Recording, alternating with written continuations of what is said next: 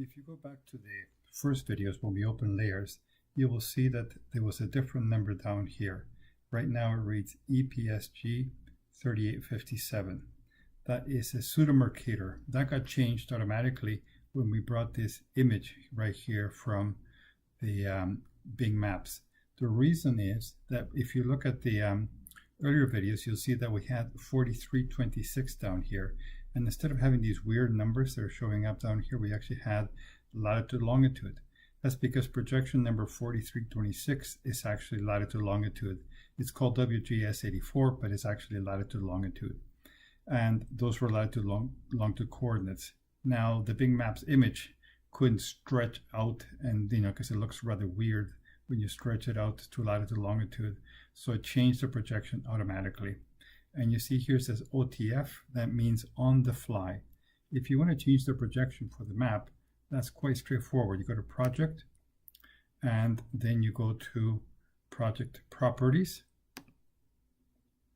And here you see the existing setting, which is 3857.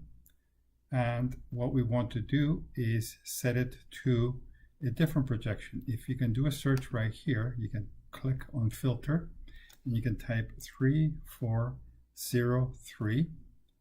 And what that does is it selects the Alberta 10-degree transverse Mercator projection. And we can say Apply. And what it will do now is use 3403, see down here, it's in 3403 for the projection, so that actually it looks like the provincial maps of Alberta, etc. If you notice up here, there's an X for Enable on the Fly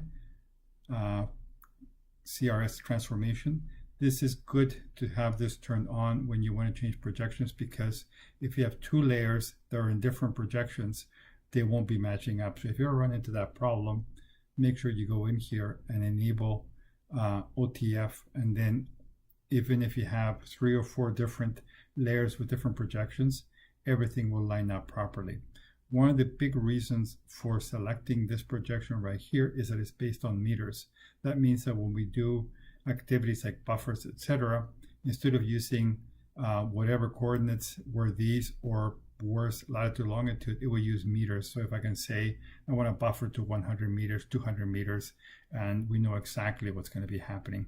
So once you are done there, you can press OK. And now from this point onwards, you know that you'll be working in meters and that you have a projection that actually makes sense.